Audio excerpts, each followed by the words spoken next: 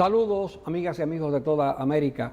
Esto es Salud en Mesa Redonda, exaltando los valores bioéticos de la medicina natural, de la sanación natural.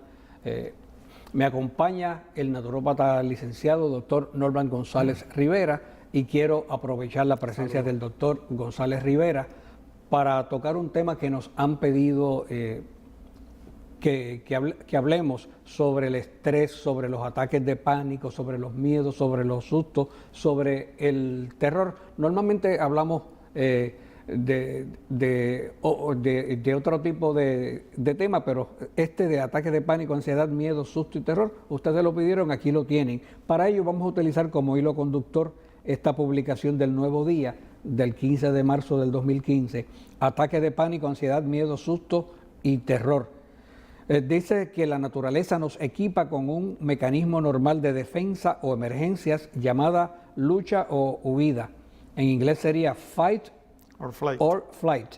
Cuando tenemos una emergencia, nuestro cuerpo activa ese primer mecanismo y provoca que el corazón lata más fuerte, que respiremos más rápido y que la sangre se distribuya hacia lugares necesarios para defendernos, como los músculos, el corazón y los pulmones, pero no tanto así al sistema digestivo. No es el momento para digerir comida, es el momento de correr y defenderse. Me gusta de la nota, doctor González Rivera, y quiero que abunde en ella, es como la sabiduría del cuerpo, o sea, cómo el cuerpo responde a un mundo etéreo, a algo que no vemos ni tocamos, como resulta este tipo de situación para un fight o un flight.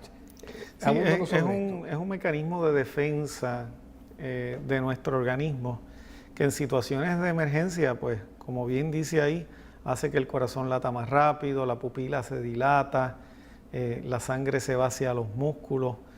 Se le llama sistema, dentro del sistema nervioso vegetativo o autónomo, es la parte que se le llama sistema nervioso simpático y está bien relacionado al sistema adrenérgico.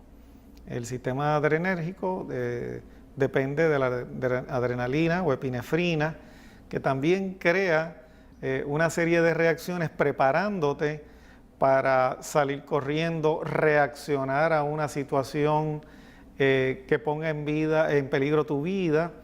Y entonces cuando ocurre esto, pues hay ciertos sistemas en el organismo, que son los sistemas de reparación, el sistema digestivo, el sistema de absorción, de desintoxicación en el hígado, todos estos sistemas que se activan con el sistema nervioso parasimpático. Uno es el simpático y el otro es el parasimpático.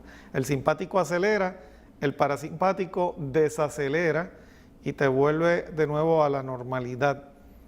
Fíjate cómo el organismo dentro de estas situaciones activa un mecanismo de defensa suprimiendo otro, ¿verdad? Es como si nosotros de momento hay una alerta de terremoto, de tsunami.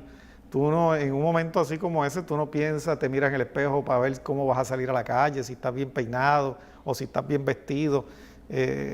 Yo recuerdo en una ocasión, viviendo en el área allá en el oeste, hubo un temblorcito de estos fuertes hace como 2 años atrás, para el tiempo navideño, y todos los vecinos se tiraron a la calle en ropas menores, en bata, con lo que tenía puesto, cada uno se tiró a la calle, ¿ves? Porque estamos hablando de un mecanismo de defensa donde lo primordial en ese momento es la preservación de la vida, ¿ves?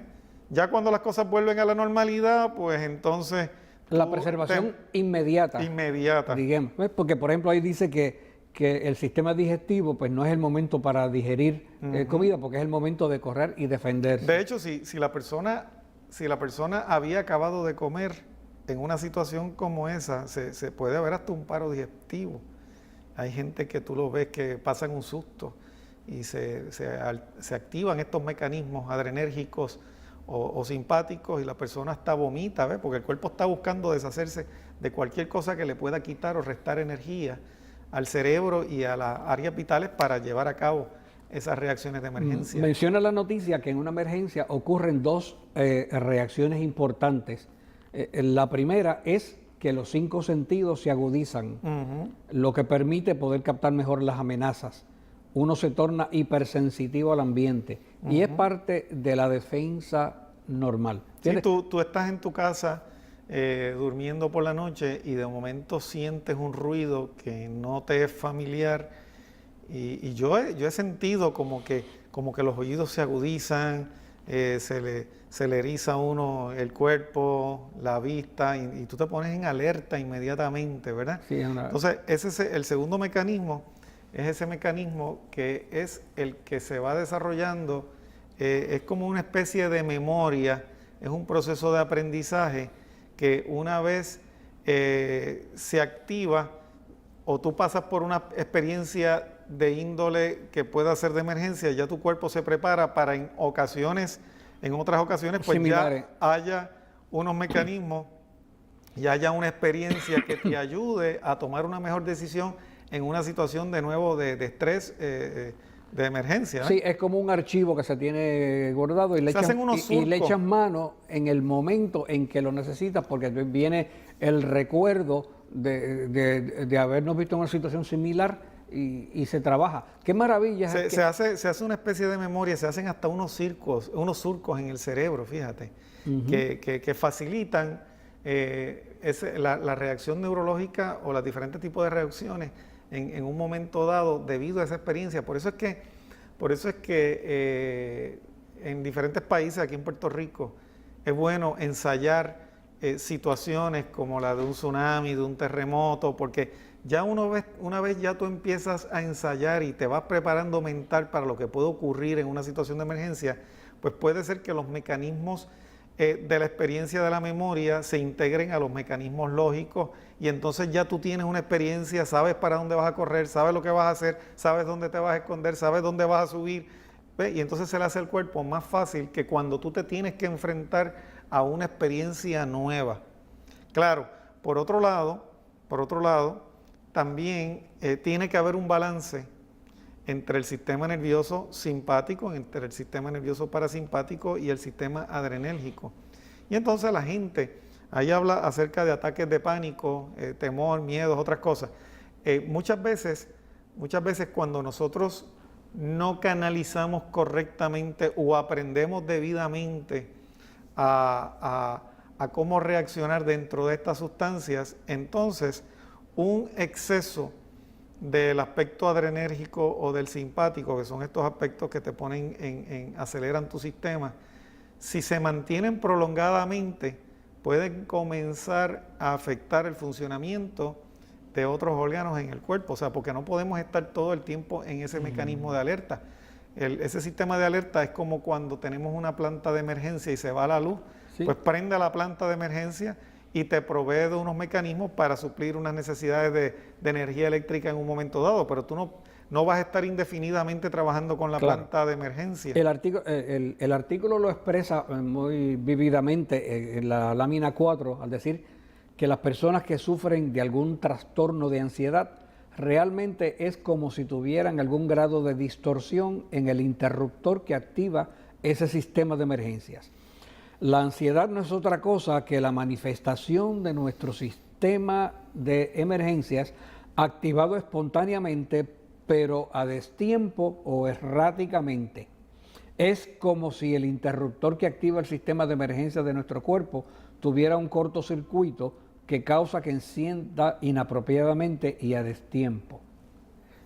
Continúa diciendo que no hay la emergencia, pero la persona lo siente como una emergencia. Bueno, esto sucede cuando también hay otros factores. Por ejemplo, hay personas que diariamente se enfrentan a situaciones de estrés. Todos tenemos que enfrentar situaciones de estrés todos los días, prácticamente en casi todo momento.